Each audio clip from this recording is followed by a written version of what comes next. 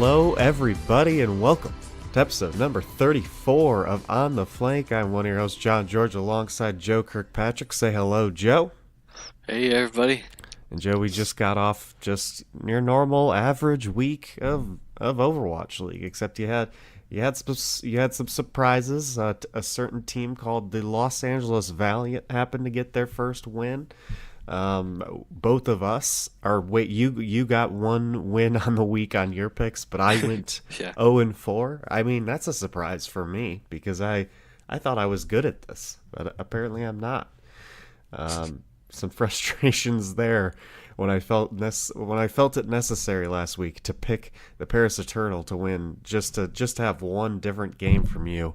But after the show, realizing I was more confident that the Los Angeles Valiant would beat the Atlanta Reign than I was that Paris would beat Dallas. But I had locked my picks in, and it was too late. And now I did not win a single game. Joe, you have bragging rights now. Wait, are we tied? Yeah, we're even now. We're right at 500. Okay, both of us are dead even. This is embarrassing. This is embarrassing, Joe. We got to pick it up, pick our game up this week. Yeah, we're not quite mid-season. We still got some time. Yeah, exactly. Maybe we'll just go 100% on the games from here on out. I mean, I hope we don't, because then that means we would have to choose the same teams, and that would be boring. But Yeah, I was gonna say partly it just depends on which matches we pick. I mean, we could just pick all the easy matches from here on out. just to make ourselves look like better analysts. I like your style, Joe. This will get us a bigger following, make us look like gods among men, and then we can just tweet about, hey, look how good we are at predicting our Yeah, matches exactly. without mentioning which matches we're predicting. But this week, there were some 4-0s, there were some 3-1s that were 3-0s turned into 3-1s. I mean, this week not that exciting, and I don't think looking at the matches I wasn't like, wow, this week's gonna be insane. I was more like this week's gonna be fine. We got, I mean, some of the matches we thought were gonna be amazing, like Titans Soul. We just got in stage playoffs, and Titans stomp Soul, and Titans once again stomp Soul. I guess the one thing we could talk about is how Fissure's not being played that much. Marvel's being played a little bit more. I mean, I don't know if this works out for them, but do you think it's inner turmoil, Joe? Because I think that's what everyone's reaching for here with Fissure, because he's such a good player. Like, why would he be sat unless his ego is getting to the team? Yeah, I certainly hope not. Or that it's a kind of thing where Soul just discovered on Ilios against New York. They're like, hey, we have other good players on our team, but.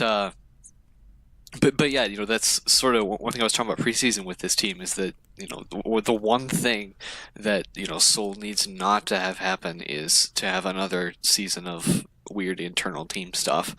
We saw all the stuff that went through season one, um, which certainly didn't work to their benefit very much. Um, over the course of the season, and yeah, they've got some relatively decent, relatively big matches coming up too. They need to be, prepared for and thinking about. They play Vancouver again yet this stage. They play in Dallas next week. It's gonna be a really good series, and yeah, they just need to be a little bit more, or a little bit less distracted with things like that. Hopefully, um, or who knows? It could be something completely different. Maybe Fisher's not feeling well. Maybe he's whatever. It's hard to say. Maybe Marvel's just performing better in scrims, and that's just the choice they ended up going with. But all I know is Seoul. They do have a tough stage. They're gonna have to get their stuff together. But everyone seems to be confident in this team. I've seen them top five in a lot of power rankings. They have a very hard schedule this stage. So far they're 0-2, but they have played the Vancouver Titans and Los Angeles Gladiators, so two really good teams. Yeah. But yeah, I haven't been that too impressed in those games. I mean, they look better against the Gladiators, and then the Titans just continue to look dominant. Doesn't matter what minute it's in, apparently. The next game after that on Thursday, I guess, is worth talking about as well because the Toronto Defiant, they did go 0-2 this week, and they continue to look bad, and they continue to make us look good, Joe, as we ranked them very low in our power rankings, despite them having like the third best record last stage. We said no, It's we true. don't believe this team's good. They're now 1-3 in this stage. They're 6-11 map record. They lost here to the Philadelphia Fusion 3-1. Ended up losing 4-0 to the Dallas Fuel later this week. Toronto Defiant, is it? I mean, are we gods, Joe? Like what? How how did we know that this team was going to be not as good as they were stage one? Was it pure luck last stage? Is it the roster changes they've had to make with Stellar gone? I'm 37 coming in now. Yeah, I mean, trying to think about it like stage one recap. I think, yeah, that Toronto overperformed stage one. That's I think, we're not super crazy for saying that necessarily. And then stage two, week one coming in, a couple of roster moves. Held their own against Washington, and then were reverse swept by Boston. That's this is still pretty decent performance. Hmm. Um, but then this week losing to a Philly team that was on. I think it's fair to say they were on in their on again, off again pattern. And then a Dallas team that had like 3 weeks to prepare for this first matchup. I think that while it's true, like you said, that we're not neither of us are incredibly high on Toronto. I think this week probably isn't enough to send all our Toronto fans that still listen to this show packing. I don't think it should be that concerning for them. And next week their matches, who are they playing? They're playing San Francisco. That's gonna be difficult for them for sure. That is their only match next week, so I guess that's some consolation. And then they don't play at They're the not going to Dallas Dallas. homestand. So yeah, San Francisco, Vancouver, and Paris are their last three opponents of the stage. Really So yeah, tough stage. it's gonna be difficult.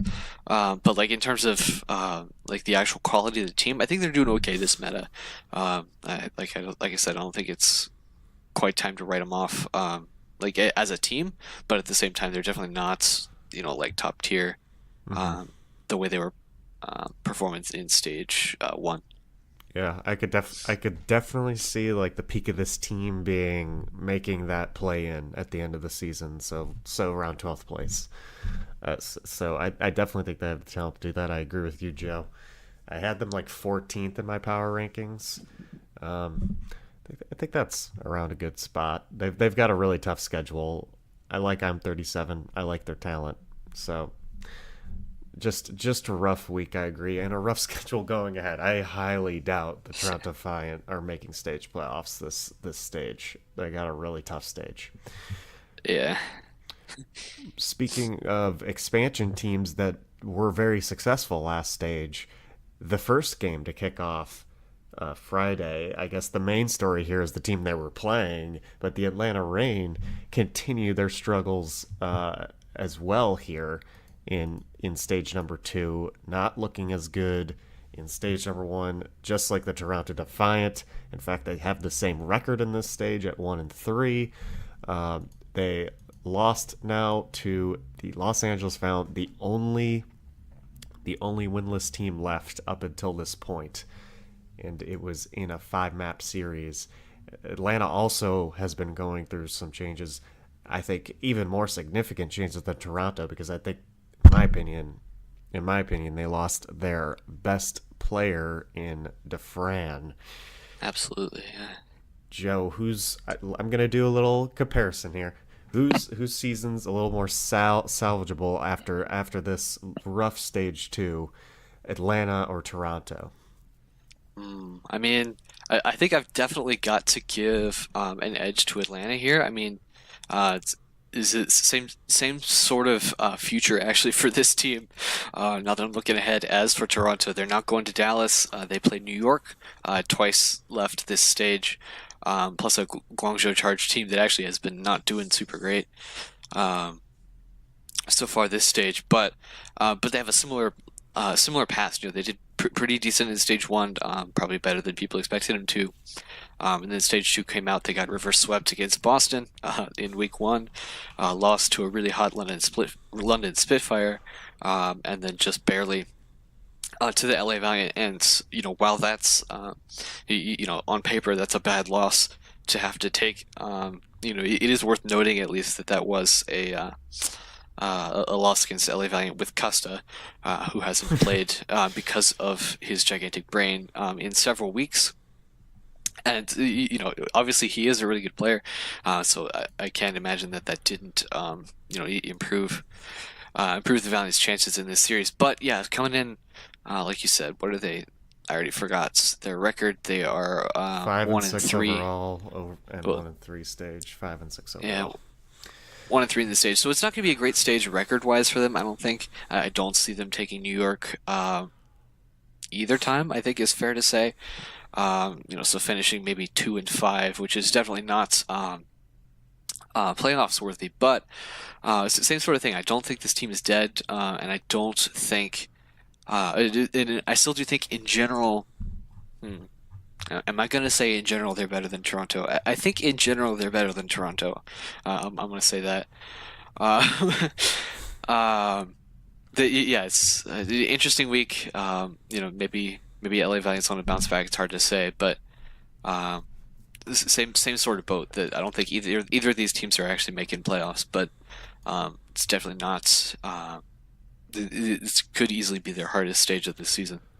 Yeah, I agree with you, but both of them have super similar. Now that you point out all the similarities, it's kind of crazy. Both reverse swept by Boston, both extremely hard stages, with Toronto, with Atlanta playing New York coming up. But I agree that I think Atlanta's the better team talent wise, and I think Baby Bay's just coming back into his own, getting used to being on stage once again. But let's transition to the Los Angeles Valiant, who won their first game this week. They're after this week, they're now 1-9. But you mentioned them a little bit. Custa's in now. This team looks better. Even against the Gladiators, they were able to tie a map and take one off of them, which we'll talk about a little bit later. But they beat Atlanta Reign. Atlanta's good. I think they've got some good pieces. But I think it's worth mentioning that this Los Angeles Valiant team, while they went 0-7 last stage and they haven't looked at their best, they still have a lot of players from that roster last season that won the Pacific Division, that basically got second place in the regular season. This team has tons of great talent, and they could win any game that they play. It doesn't matter what their record is, honestly. Or how they've been performing lately. They could come out of nowhere and all of a sudden be really good. Of course, they don't have pieces like Soon that they had last year and all this stuff, but they still have tons of talented players, and like Cust is a fantastic in-game leader. Now that he's finally being played, I already see this team improving. Agilities is fantastic. I mean, they just got tons of great players that I can't, like, despite them being 1-9, I can't consider them like a Florida Mayhem or a Washington Justice at 1-10. This team could definitely pull out upsets against some really good teams. So, Absolutely. yeah, I completely agree with you there, Joe. On the Valiant. It's a Yeah, I tough think game. hopefully this stage is going to help them reset a little bit. I mean, week one they lost to San Francisco. We've established San Francisco is really good now. Hmm. Um, but then week two pulled out 1-1 against uh, obviously beat Atlanta and then lost to LA. But LA Gladiators are also a really good team this stage. I think that's not a super surprising result really. With a match next week against Washington, that I think I would pick them to win if we were picking that match. Playing Dallas and Seoul, in week 4, and then Chengdu in week 5. I mean, this is a decent stage for them, which is weird again after their stage 1 performance to be saying that. But I do think that um, even going 1 and 2 or 1 and 2 in 3 matches in the first 2 weeks, I think is not necessarily a bad sign for Los Angeles. Uh, yeah, it's definitely on a bounce back. I think that stage 2 has given them a bit of a chance to reset, hopefully. Yeah, they've got those match. Some of those matches are definitely winnable, despite some teams looking really good that they're playing. But those matches are definitely winnable. Seoul, I think they could pull out an upset there. This team's on the up and up. They've got new coaching staff. They've got to get used to all of that before they really break out. And I think they will. I think they were top talent last year, and I think they will be top talent by the end of this year. Honestly, I think they definitely, and we're not even halfway through the season. So if they start improving now, like sky's the limit. They could even surpass like the play-in tournament if they play well enough and get top six from here on out. But if they do have a rough end to the stage, then it's gonna have to be play-in tournament basically. Yeah, I was gonna say I want to see a little bit more positive results from them before I maybe Yeah, go that far. yeah, But true. I'm just jumping way ahead of myself. The next game was pretty cool too. Hangzhou versus Boston. Boston, they can't win a fifth map unless it's a reverse sweep, Joe. It's very unfortunate for clearly, them. yeah. And this, honestly, this map 5 was crazy. It absolutely was crazy. I highly recommend you go rewatch just map 5 because Boston Was easily should have won this. was that the one that they played on Lijiang Lijiang, Gardens? yes. And Was the third point? Yeah.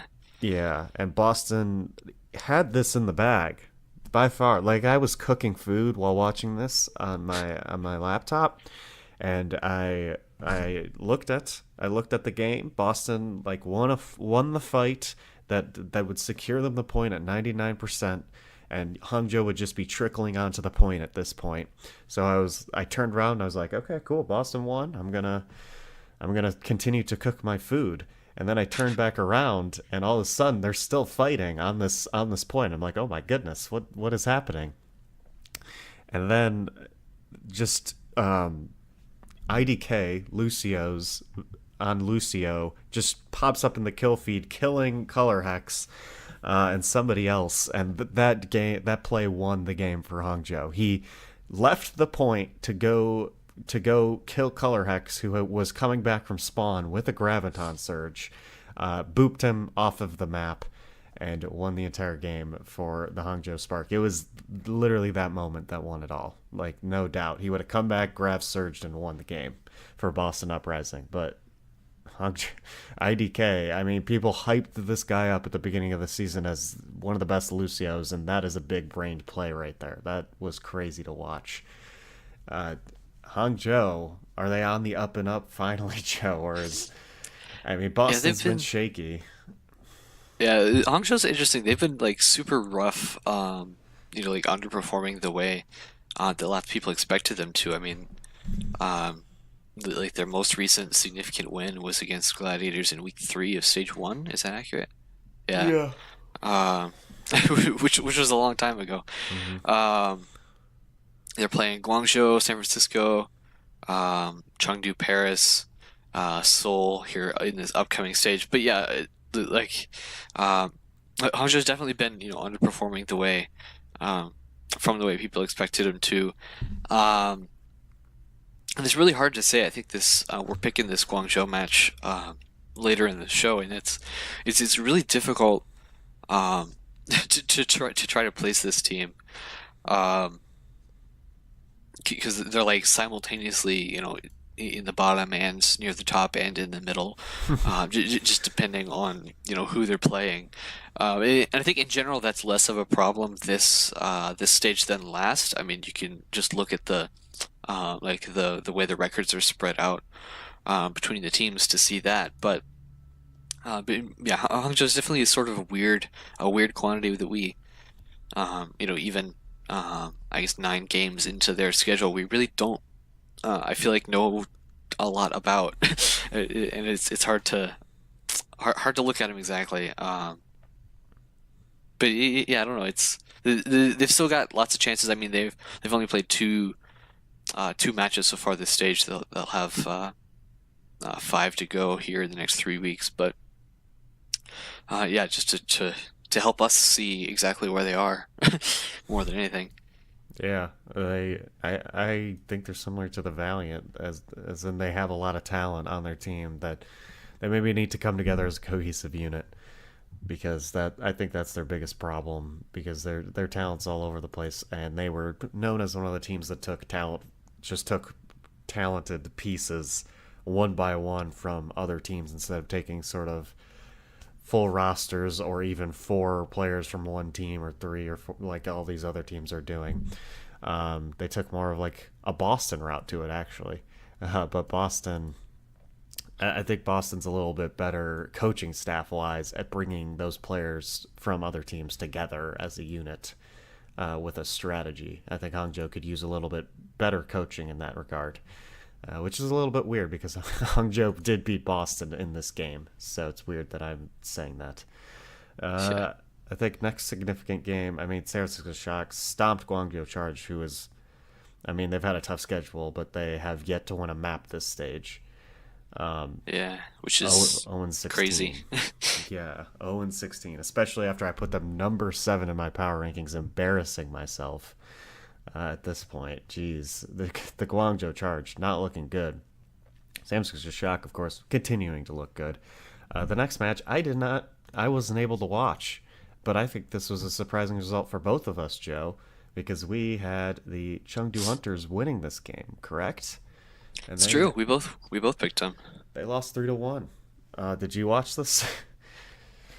I think I went back and watched it. Yeah, it was really interesting. I think Shanghai clearly knew what they were doing. I mean, Chengdu won on Paris, actually pulling out a really nice full hold on the defense, which is it's sort of a testament to kind of the way they play. I think more than anything, because Paris and Junkertown are like standouts of weird stuff from the map pool of the stage, both of which they played. Um, but yeah, Shanghai looking really nice, particularly people like DM especially pulling out having lots of chances to pull out the fun kind of heroes we like to see from our DPS players. And yeah, I mean Chengdu was pretty much right there with them um, all the way through. It's just a matter of trying to be able to complete things and um, yeah, I don't know. We've established Shanghai isn't necessarily a bad team anymore. Uh, Yeah, it was a pretty decent match. Pretty decent match. yeah. Shanghai continue to. I mean, they have to stick with it here. They're 4-6 overall now. In the stage, they're 1-2. I think we all see the talent this roster has, and I mean they'll get better every single week. I think Chengdu Hunters, sometimes their strategies, their off the wall strategies, just don't end up working, especially when teams have time to prepare for it. So Chengdu, I still think both of these teams are very good. A Oh yeah. nice little battle for China right there. Considering, I mean, they're the teams to do it basically. So Yeah, yep. Unless Hangzhou and Guangzhou get their stuff together here. But next, we move on to Saturday, starting off with another fantastic grand finals rematch: London Spitfire versus Philadelphia Fusion. This time, the London Spitfire take it 2-1 with a tie on Hanamura, and we went to a map 4 to decide it all. On Rialto, London Spitfire ended up taking this one, and London Spitfire, they are in form now, 3-0 this stage, 8-2-2 in maps. The London Spitfire had a poor stage last stage in stage 1, And Joe, they're finally showing up. They're finally looking like an elite team, and they're getting up there to be sort of a tier one team again in my eyes. And I knew it would happen because this team's super talented, right? What's different this stage for the London Spitfire? You think, Joe? That's got them on such a streak here. I mean, it's hard to say other than any more specifically than it's the meta. But at the same time, London, we talked about how their TPS players were sort of struggling last stage. Trying to find a consistent Zarya player, whatever. Um, but it's at the same time we're still playing goats a lot. Even here in stage two, and while it's definitely definitely a lot different than what we were looking at here in these last couple of matches. But yeah, I think London just in general has also improved uh, some of their focus and what they're trying to do. Yeah, I think they looked they looked like they were ready for this Philly match. That's definitely true. And do they have another match this week? I already forgot. I feel like they did. They No, they played Philly. No. Okay. no, that was it. Well, yeah. So that could have helped too. It's hard to say, but yeah, they did look really prepared. Like you said, they've been on this whole stage. I mean, people like Prophet, people like Fury, uh, to, have been allowed to do some of the things that they like to do. Um, and yeah, I expect them to continue to do well. Actually, I mean, they've got some um, pretty decent matches coming up. They're playing Boston next week, um, Paris and Chengdu the week after, and Houston. I mean, two or three or possibly four of those are definitely winnable for London, I think. Um, Especially if they keep playing the way they've been. Um, that yeah, I think if the stage one meta was not theirs, I think stage two is much closer to where they're comfortable. Yeah, and they get chance at revenge on Paris already, and I think they could easily get it this time. I think everyone's in agreement there. And it's crazy because I feel like London's been playing so much goats compared to. I mean, everyone's playing goats still, but London is a team you'd expect to maybe go towards the meta shift a little bit more. But no, they have decided we're really confident in our goats now, despite being terrible at goats to start the season. But they're really coming into their own as far as that composition goes. So I don't blame them. On the other side, Philadelphia Fusion, they so far in this stage are 2-2. They've had some tough matchups. Joe, the Fusion fan, the resident Fusion fan of this podcast, they're still at 7-4. They're still competing. Overall they're second place in the Atlantic Division. But now they have lost to the London Spitfire, and they have been 0-4'd by New York Excelsior, and I wouldn't be surprised if that happens. Is the London Spitfire the team in the Atlantic that's going to be able to beat New York, and or does Philly have a chance? What does Philly need to change to be an elite team alongside New York here in the Atlantic? Yeah, I was gonna say, those are a lot of big questions for this team. That's for Yeah. sure. I mean, they're playing San Francisco again this stage. They're playing New York. Um, they're not playing in Dallas, but yeah, Philly. It seems like we say this every week. Is a team that is good when they know what they're doing, and not really when they don't. I mean, when they have the freedom to do the things they're good at, they're gonna have success. But if we get into a match like the very first match of this stage, Philly versus New York, and they try to be experimental, but they're not, 100% on it. The teams that are, running goats or running more tried and true compositions are going to be able to exploit that. And whether that's we still haven't seen Fraggy come in all season for Philly. Not that I think lots of Philly fans are saying that like Sato is the only reason that Philly is underperforming in their eyes, which of course is just losing any matches at all. But and I'm not quite convinced that I'm of that opinion. But at the same time, being able to shake things up a little bit and it's sort of counterintuitive, but to shake things up, perhaps in order to improve consistency, and be prepared for more situations for this Philly squad. So, whether that means bringing in Fraggy, whether that means experimenting with more varied support lineups. We've seen Elk a little bit this stage, and obviously we can't have him a lot, but we haven't seen Sanillo at all. I don't think he's also signed two ways technically, and while I'm not sure any of those are actual answers, but um, being able to prepare more specifically for some of these big matches that are coming up is basically what you're going to have to do in order to have some success here. Yeah.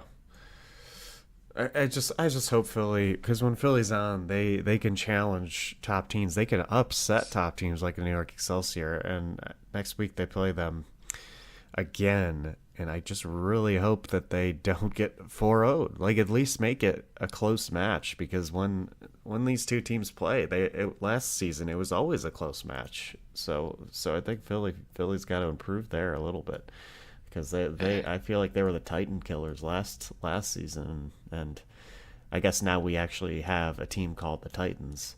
So the It's true. Titans are the only Titans of the league, but they yeah, I think Philly has obviously has the talent there.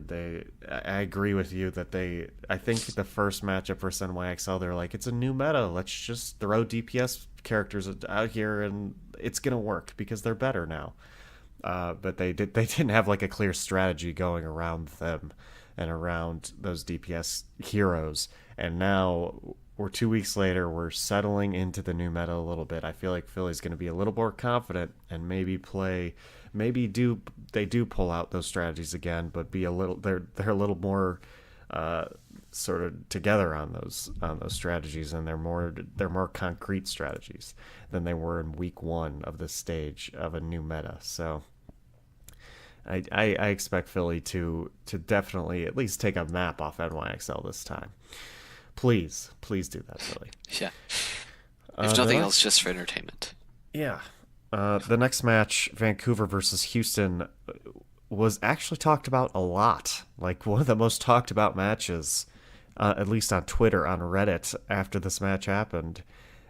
It's because Houston played well against them, especially on the first map. They took the first map, Busan, 2-0, and they looked really good with their DPS strategies playing to their own style. Monte Cristo ended up coming out with an entire YouTube video about how Houston Outlaws should embrace their style, embrace Linkser, embrace the players they have on their team, and play to their style rather than try to out goats Vancouver Titans, arguably the best goats team in the league right now. And Yeah.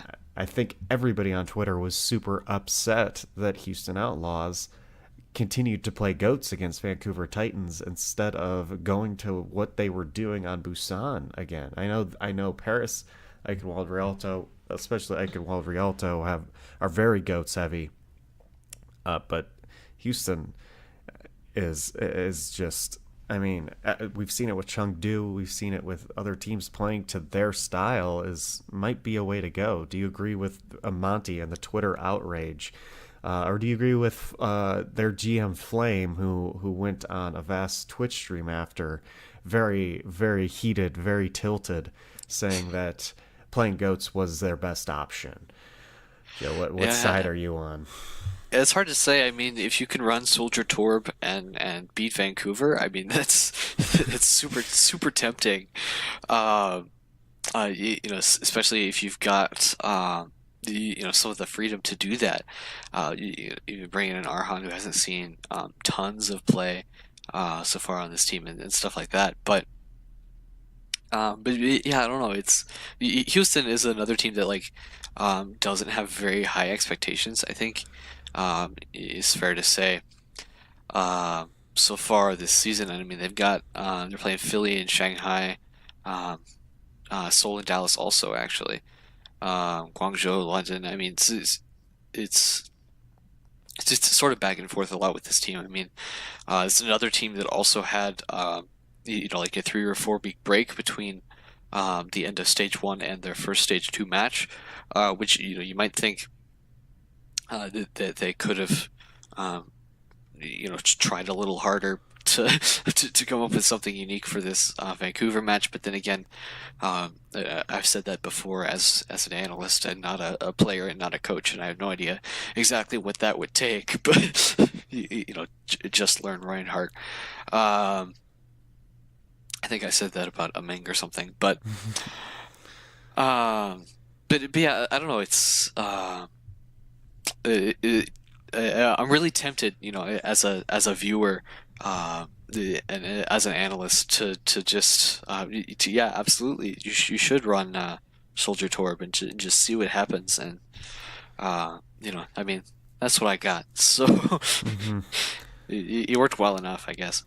I think Houston throughout franchise history, which I guess has only been one year now. They they have been like meta slaves, to be honest with you. As a Houston fan, last season they were fantastic when the meta was good for them, but when the meta wasn't good for them, they often folded into the meta and tried to be good at it. And they were never good at it. They were never good at metas that didn't suit their style of play. And their style of play last season happened to be Jake on Junkrat, of course, and Linkser on Widow and all this stuff. But it seems like Houston, coaching wise, has been a team that is like, okay, this is the best composition right now. And they don't sort of consider what their players are best at. And it's weird because it seems like going into Busan, they had a strategy. They had a long time to plan for this game. This was their first game of the stage. They didn't play week 5 stage 1. So they had a long time to prepare for the Vancouver Titans, and it showed on Busan. Honestly, they came out and it seemed like they were confident in what they were running. It seemed like they knew what they wanted to do, and they executed it very, very well. And then on the other maps, it looked like they had not taken any time to prepare for those maps for some reason. It looked like the complete opposite from what it did on Busan, and I think that's why everyone was upset, because it was like, because you saw the potential there for an upset. You saw the potential, and I was even thinking in my head, like, Houston's had a long time to prepare for this. It's a new meta. It feels like this could be an upset. This could be the first game Vancouver loses. It feels like a trap game almost for Vancouver, and I felt like it should have been a game they lost if Houston had sort of executed a little bit better on their strategies, and maybe had better strategies instead of trying to, because I think everyone's just upset because they saw that it worked. They saw that Houston playing to their own style was fantastic on Busan. And then when all of a sudden that's taken away, everyone's like, why are you taking Linkser out? Why are you playing into Vancouver Titans' strengths? Like, this is making the match worse. This is making your chances worse. Everyone wanted to see an upset. No one likes to see, unless you're a hardcore Vancouver fan, no one likes to see these teams just going undefeated. They want to see some crazy upsets, and Houston looked definitely like they had the potential to do it at points. So it just kind of stunk. Eh, maybe one day. Yeah, maybe one day. That's unfortunately the only time Houston will play Vancouver. So no more chances there. But I do think Vancouver, someone's gonna have to lose a game because everybody plays each other at least once. So there's only a chance for one undefeated team out of Vancouver and New York. They eventually do have to play each other. It's But true. I do think New York or Vancouver will lose to somebody besides themselves. It is a long season. If they do go 28-0, I will be super impressed. Yeah. We'll have to ask some questions about next season in that case. Yeah. Yeah. um, we move on to the rest of this day was kind of, we already talked about Toronto. I guess we could talk about Fuel, but I let's Yeah, we talk, haven't mentioned let's them yet. let's talk about Fuel Paris instead of Fuel Toronto. This was a closer game, 2-1. It was a close one, but Fuel coming out strong. These were their first two matches of this stage. They've got I mean, this is their stage to take, Joe. It's their homestand stage in Dallas. I think if this is the only stage they're going to make stage playoffs, this has got to be it, right? This is their time. I mean, yeah, you would think so. I mean, they're playing Vancouver next week. That's gonna be difficult. But Mm, then, yeah, definitely, possible wins from Seoul, Houston, LA Valiant, Florida is their last match of the yeah, stage. Yeah, if they go, 5-2, we've seen that's or yeah, 5-2. We've seen that's likely, or no, it would be like 6-1 even maybe possibly. I could see a 6-1 stage for yeah, Dallas. yeah, But yeah, I think absolutely this is, definitely one of their better shots. Looked really good. Coming out the stage again with particularly Note is this time obviously is now playing for Dallas. Their flex tank even like back into stage one, like Dallas has been the team of the flex, of the off tank. oh Um, yeah, and Note looking really good in that role. Still, even for Dallas, and against a Paris team, which beat Florida, which they needed that win um, earlier this week, and then lost again, so they're like 2-2 on the stage, I think. Um, hmm Paris still trying to find where they are exactly, but yeah, Dallas looking really good. I'm um, looking forward to how they're finishing this season. yeah. And even though it was 2-1, they did win on map three after a tie, which sort of secured the game for Dallas. So the last map was not a necessary win for Dallas. That's sort of why Paris ended up winning it. Probably we saw that a couple times this week. But yeah, I am impressed by Dallas, and Notes integration's great. They Dallas has always had high highs. Honestly, that when this team looks good, they are looking good. But their issue has always been they don't look good all the time. So we'll see as we continue this stage if this trend continues, and if it does, then I'm going to be really impressed by this team and their coaching. I'm still super impressed by their coaching staff. So they've got sky's the limit for this team, honestly. I don't even find Dallas to be filled with that too much talent, honestly. I feel like they are carried by coaches a lot, and I think Note is a super good fit for that because he's a very consistent player, and he's a player that is going to listen to the coaches and their strategy basically. So I think Note fits super well with this squad a lot more than RCK was. So Dallas, I'm impressed by them. They're 6-3 now. They've got a really good record, and they're looking like a top team now. For Uh, sure. yeah, and I mean Paris continue to struggle a little bit. This was like a close match. I don't think they're like they beat Florida obviously, and they're 2-2 this stage, so they're about mid table. I mean they're Paris, and I'm upset that I had to pick them against Dallas because I did not think they were gonna win. I think they have a bye week next week. Yes, I don't see them anywhere. Paris. I don't see them Yeah, anywhere on this because they are yeah. going to Dallas, so they do need a little bit of a bye week.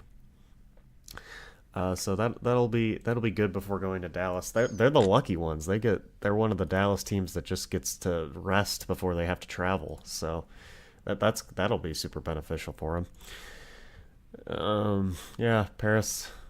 Do you have anything to say about Paris besides Yeah, I they're mean, fine? yeah, not much. We'll have to see if they're able to have success with what they're trying to do. Yeah. The next couple games were Washington Justice Florida Mayhem games, which I think we just skip at this point, Joe. Right? Like these teams are bad. Um, these teams are real bad. Unfortunately. They're on they're on their own tier, and it stinks. I mean it stinks. I hate having teams that can't compete. It's embarrassing. At least Shanghai, even though they went 0-40, were competing consistently at the end. Maybe these teams will improve to that point, but they're just getting stomped in every match, basically. And we move on to the LA versus LA matchup, which is my matchup to rewatch, even though Gladiators took a 2-0 in three maps. They I just think it's worth rewatching just because this is what we're gonna get. This is home matches, baby. This is what the crowd needs to be like.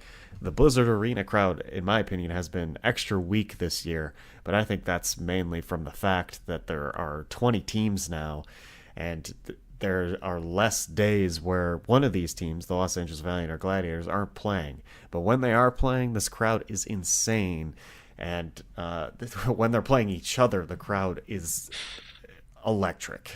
Like it's Oh yeah. crazy. I wish I could have been there. I would have loved to be there for that. I will definitely be going to the second LA versus LA battle of the season, which will be in downtown Los Angeles at the Valiant's LA Live area, which is exciting. I'm excited now to go see it. And even though Gladiators took this, I think relatively easily, a nice little 2-1, and they took it in 3 maps after it tied Hanamura. I think it was decently close. I think both. Going into this week, I expected a 4-0 because LA has been, or the Gladiators. Gladiators have been absolutely on, but Valiant looking better. And honestly, they had a lot of fans in that arena for how awful they've been this year, Joe. Yeah.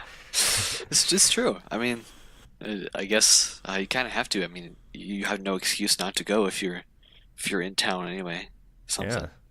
Yeah, I mean, I'm just surprised that like it's so early in both of these teams, sort of history, that it seems like you could easily flip flop between the two. But I gotta give it to the fans and their passion. Like even though Valiant have looked awful and the Gladiators have looked like a top tier team, the Valiant fans are still out there. It's a bitter rivalry. If you're a Valiant fan, you're not flip flopping the Gladiators. You're just not, which is fantastic. I love sports. Go Yeah, teams. it was crazy. It's reminded me of like the World Cup Paris matches with Oh yeah, yeah, that yeah, that yeah. kind of crowd. It was great. Because they were just cheering constantly, just like that Paris crowd. Which it seems like crowds are taking a page from that Paris crowd because I think that Paris crowd is still the best crowd we've ever seen in Overwatch by far. And we're gonna get that next season, Joe. Every home match for Paris. That's fantastic.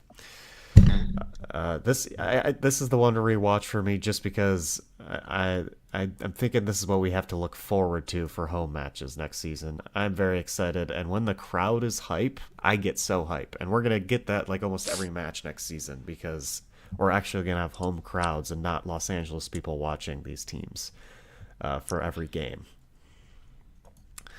I'm excited. That's true. And so my match to rewatch this week then is also LA Valiant match. This time against Atlanta Reign, which of course was their first win of the season. Um, that yeah is really nice to look at. I mean, super close all the way down to map 5. Which I don't want to spoil it, but sort of the casters were a little bit surprised with how it ended. I think is fair to say. Yeah. Uh, but yeah, definitely a deserved win.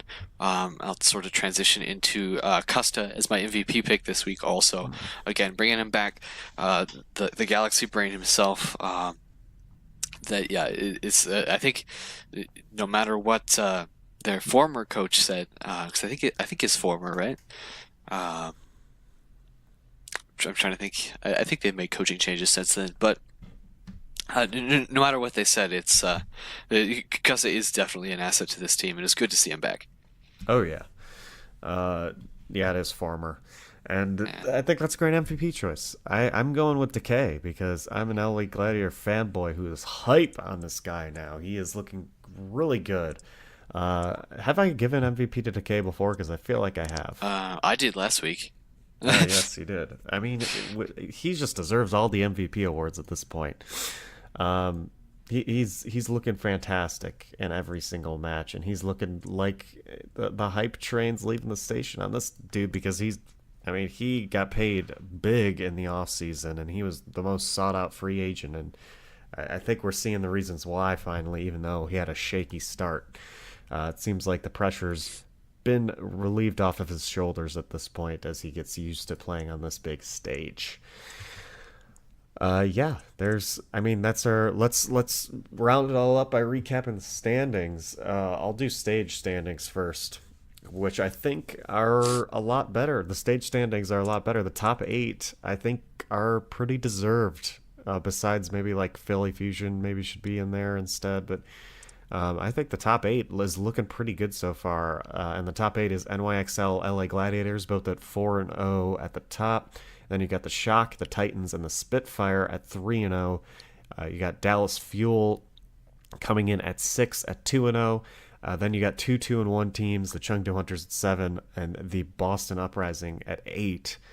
If any team out of these 8, maybe Boston doesn't deserve it as much as like Philly, or maybe even Hangzhou will improve, but we'll see. I think, and Seoul as obviously 0-2. That's one I forgot about. Seoul's 0-2, way down on this list, and they've had a tough schedule in facing the LA Gladiators and the Vancouver Titans, but they do have a very tough schedule to finish off the stage too. So it might just be no stage playoffs for this team because they've got a very hard schedule, which would be sad because I think this is a top team. Yeah, I think it is true though that London and Dallas I think are definitely making it at this stage, Yeah. uh, based on the way they've been playing. So Oh yeah, yeah. it'll be good. It'll be good to see. And let's just take a quick look at the overall standings because I like the overall standings a lot. I like looking at them, but I like looking at them division wise, uh, sort of highlighting to the two divisions a little bit more. Because if you do win the division, you get an automatic top two seed. So it's pretty important. Over in the Atlantic, you have New York at 11-0 overall and a 31 map differential, which is the best in the league by far. Insane. They've had a very easy schedule because I do think the Atlantic is so weak in comparison to the Pacific, like super weak. Uh, Uh, we take a look. Next up is Philly Fusion at 7-4, 7-4. You got Boston and London at 6-4.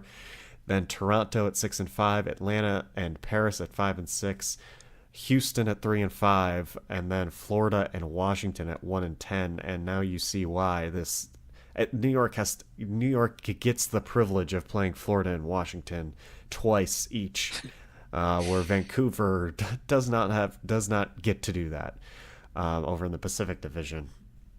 And just overall, I think Atlanta, Toronto, Paris, Houston are all a lot worse than what you got over in the Pacific Division in those places, which I will go through now. Vancouver 10-0 up top. They have a 23 map differential, which is 8 behind New York XL. Then Vancouver Shock, San Francisco Shock at 7-3, and with a 7-3 record and a 17 plus map differential is actually pretty impressive. 17 maps and you've lost 3 games. That's pretty good. Then you have the Gladiators who have been streaking. Well, they did go 3-4 last stage, so they have at least won 4 games in a row. But I can't remember if they were 2-4 and they've won 5. But they're on a big streak here, obviously. At 7-4, you have Dallas Fuel at 6-3. Chengdu Hunters at 5-5. Then you have Seoul, Hangzhou at 4-5, Shanghai at 4-6, Guangzhou at 3-8, LA Valiant at 1-9. Like I go through that list, Joe, and I say to myself, there's no one like maybe Guangzhou has looked awful lately, and that's probably the worst team in the Pacific. But I still think Guangzhou has talented players, so that's Absolutely. this is a scary division in comparison to Atlantic. Which is interesting because last season it was the opposite, I think. Because last season with New York and London and Philly all in the same division, and a San And Francisco Shock Boston, that wasn't increased. Yeah, and Boston Shock that wasn't very good. Dallas wasn't good. Relatively Dallas that wasn't very good. Yeah, Seoul it's wasn't really good. flipped around. Yeah, and now you have that has really flipped around. Dallas improved, Shock improved, Seoul improved, Shanghai improved. Like so Yeah, many, like everyone, and the team that won the Pacific last season, the Valiant, did not improve. it's Which true. is it's been like a complete turnaround for that division. Well, yeah, on the other side, well, I just don't. I don't know. Boston was really good. I think Boston was better last year than they are this year. I think Philly is honestly looking a little bit worse than they did last year. They certainly weren't getting 4-0'd by NYXL last year. London has looked a little worse so far, but I think they're getting back to form. So I mean, and I think Houston was definitely better last year too. But yeah, Atlantic's looking a little different this year so far. Um, but I definitely think they have potential with some of these teams to reach the Pacific Division. And if you look at the overall league standings, you have like New York in first, and then you following them, you have four Pacific Division teams right off the bat. So Yeah, it's true. yeah, look, I could look at these standings all day and find something new, but let's move on, Joe. Let's do it. Let's move on to the news. Kate Mitchell has decided to step down as the GM of the Washington Justice. Probably the first big female hiring in Overwatch in general. So I mean, it's been a little bit of a shock. She just decided to step down mainly because of I mean, her quote here is, "I've had irreplaceable experiences in this community and made friends that will last a lifetime. It's impossible to ignore, though, that I've also been confronted with toxicity and cruelty from strangers that outpaced anything I saw in years in gaming and politics, especially from people on Reddit." Uh, Calling out Reddit. I'll always call out Reddit. That's my motto. Um, so she mentions that she has to see a therapist for anxiety, and it's a lot of pressure being a GM, Joe. It really is. It's tough, and I mean it's hard. She and Yeah. especially being a GM to a team that's not successful. It's even more hard because people are calling for your head. I mean, being a Detroit Lions football fan, I can't count the number of times we have called for somebody's head, whether it was the GM, whether it was the owner, whether it was coaches. Like when your team's bad, you're going at these people's throats and basically saying that they're awful at their job. So it's a lot. It's absolutely a lot. And Kate saw that firsthand, and I don't fully blame her for a bad team here. I mean, from what the rumors were, she got a pretty low amount of budget to spend on this team. So uh, Yeah. I think they're at the expected place for how much they had to spend, and pretty rough for her. I mean, I guess this was kind of out of nowhere, but did you? I mean, you had to expect some sort of change within Washington, right? Yeah, I mean, it's certainly not not surprising to see one. You know, it's a shame it had to be on these terms, I guess. Yeah, Um, but you know, at the same time, you got to wonder if it might be good for the team overall. Um, you know, certainly, we don't like a league that has bad teams. Which again, I feel bad saying, you know, under the circumstances, but uh, you know, ultimately, we'll have to see um, if it ends up being a positive thing, you know, overall. yeah. Um, I hope it will because I really do I want to see every team in this league succeed. That's for sure. And Washington is looking like budget NYXL here at this point, which has looked awful. Um, yeah, let's move on to our next piece of news. Fearless has been demoted to Shanghai Academy. Hasn't really seen any play this season. And Shanghai Academy is Team CC. There are lots of there are lots of academy teams that I don't know of just because they have a different, so they don't have like the name like Philly University. There's like Guangzhou Academy, but some of these Yeah. teams have academy teams that aren't just have no relation to to their parent team's names. So yeah, he's been dropped down to Team CC, which I mean at least he's still like in the organization, right? Yeah, yeah, maybe you'll see more play is the other thing. Yeah, which exactly. which is good for him. So There's a team in Chinese Contenders called Team for Victory, mm. and they have not had a single victory. they're waiting for victory. Yes, they're 0 and 5. Very impressive. Speaking of contenders, I just want to mention this, but the Fusion University, they lost their first game ever to Mayhem Academy, Joe. The Oh, I didn't yesterday. even see that. Wow. Yesterday, they lost their first ever match in In like a Academy year and a history. half. Yeah, they were 30 and 0, and now they are 30 and 1. And Wow. the Mayhem Academy are looking pretty good this season. I mean, they do have like Fact Fiction. They've got a lot of good players on that team. So I think this was expected, especially after Fusion University lost a bunch of their players to Overwatch League. I'm Man. impressed that this team's still 6 and 1. Honestly, after they lost Zachary and all these players. Because they're playing this season without Who Are You, I think, right? Still, Yeah. because he's in some other uh like Korea team, I think. Yeah, so I mean, it's impressive they're still able to. It's impressive that they're 6 and 1 and looking good still. That's a franchise for you right there, Joe. Um, yeah, that's just a little tidbit I wanted to mention there. There you go. Yeah, Fusion University losing for the first time ever. Okay, archives. They drop today. It drops today. The event. This is Probably, I was gonna say soon. probably by the time you're listening to this show, It's it will going to be be out. live. It is definitely going to be out by the time you are listening to this show. You got a nice little trailer yesterday I watched that seemed kind of cool. It included Tracer riding a motorcycle, which I hope we get to do. That would be crazy. We have tons of pretty cool skins: Talon Baptiste, Circus Junkrat, Scientist Moira, Deadlock McCree, High Roller Hammond, Formal 76.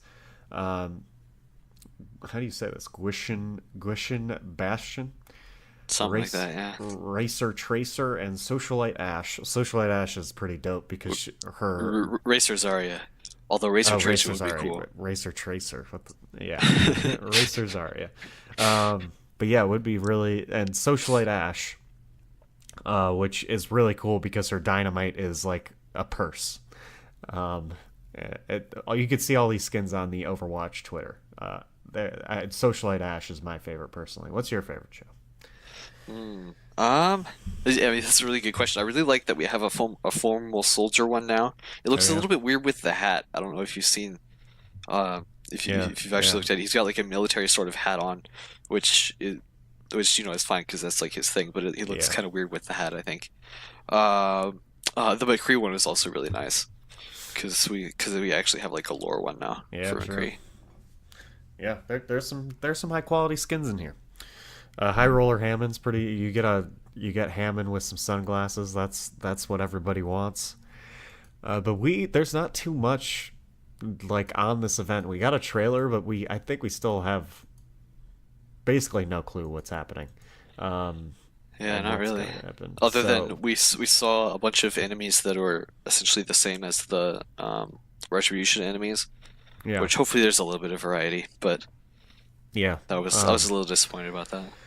yeah. I mean, I think both of us went on a podcast like last week, and I think we both agreed prediction wise for Blizzard overall this year that for Overwatch they're definitely going to be less focused on the events. I think they're just going to keep the events the same. So this is another one of those situations where it's like they can't put that much effort into this. It seems, or they're just following the lore and it is the same exact enemies. So why would they change them, sort of thing. But we'll find out more about it. But Joe, you wanted to make some predictions here for what's going to happen. Some crazy predictions. Yeah, I figure You we might as have well. yeah, you have one prepared, so I'll let you go first. Yeah, so I was talking with you sort of at the end of last week's show about this, that what I want to see, and again, if you're listening to this, you can go check right now on the game browser, see if any of us are correct. But I would love to see is either for the archives events or for the map that presumably is coming out if we get some sort of Havana map, um, is if we can have some sort of effect with the weather, because the lore of this event, is that there's some kind of, well, there's a hurricane approaching the island, and that's like part of it, and we don't know exactly how big a part of it is yet, or how big a part of it is yet.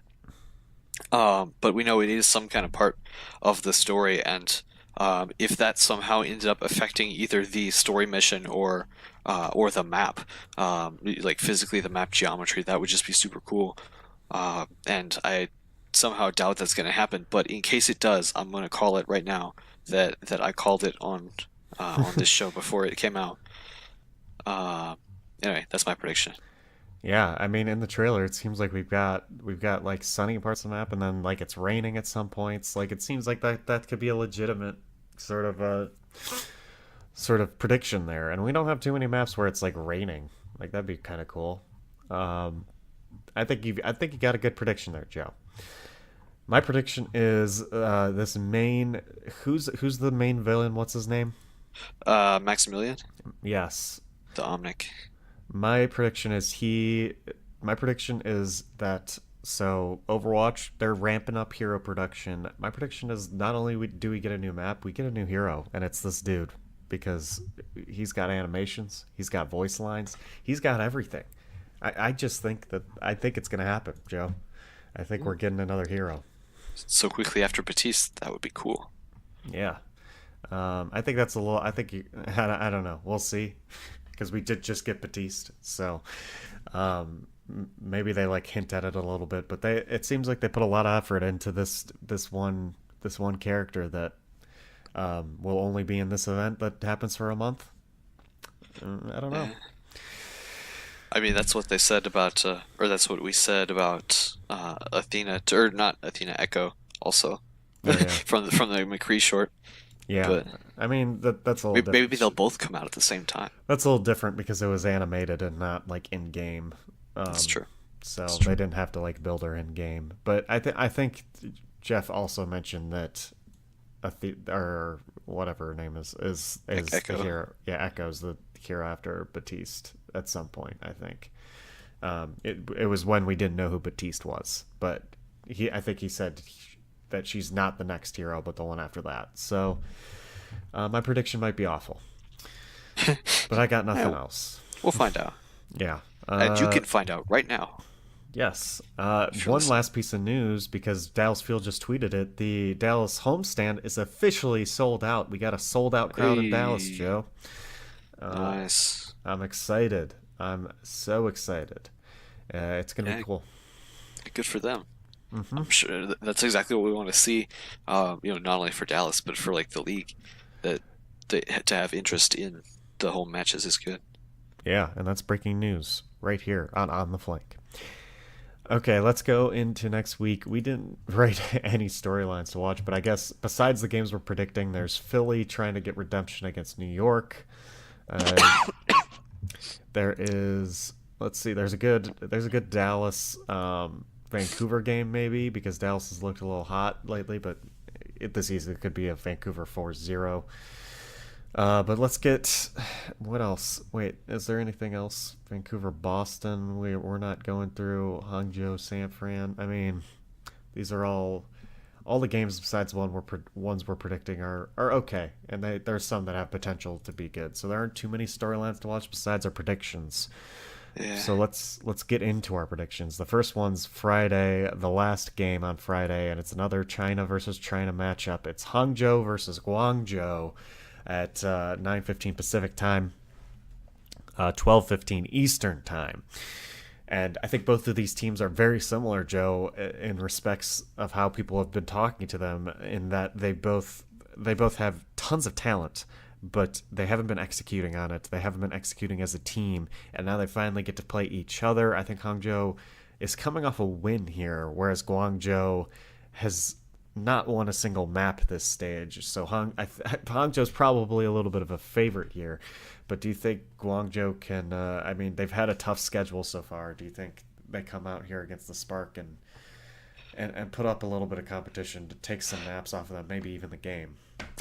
Yeah, I think I am actually picking Guangzhou this Mm. match, and I was trying to weigh that sort of in my head throughout this show. But yes, Guangzhou is something like 28 maps lost streak or something ridiculous like that. But but at the same time, we I think they do have the potential to be pretty decent.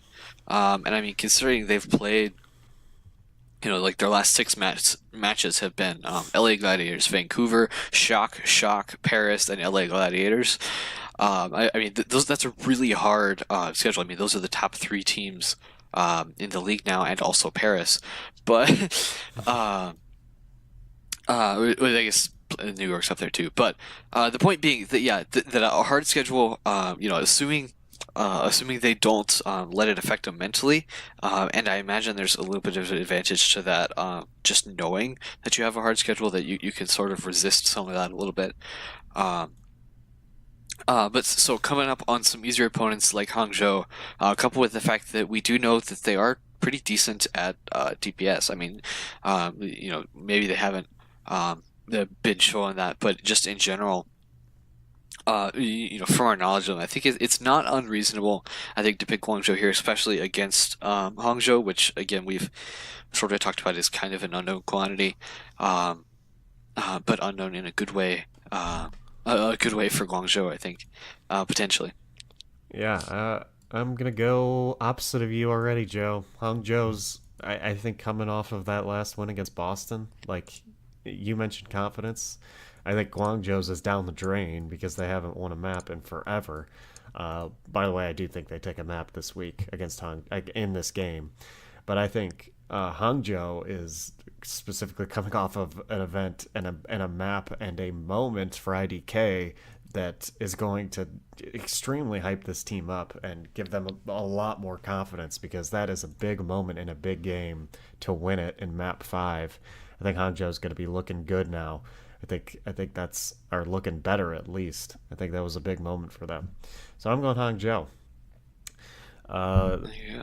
we move on to Saturday, which is our big day. We have 3 games to predict from Saturday. The first being the first game of the day, London Spitfire versus the Boston Uprising at noon, um, and it's gonna be it's well noon Pacific, 3 Eastern. It's gonna be a good one, Joe, because both of these teams. I mean, London, they're streaking. Boston has been looking good this stage, and they're looking pretty good. But I think London would be a favorite in this game so far, based off of their form, based off of their talent. But Boston has been known to bring out some crazy strategies, pull out some big upsets.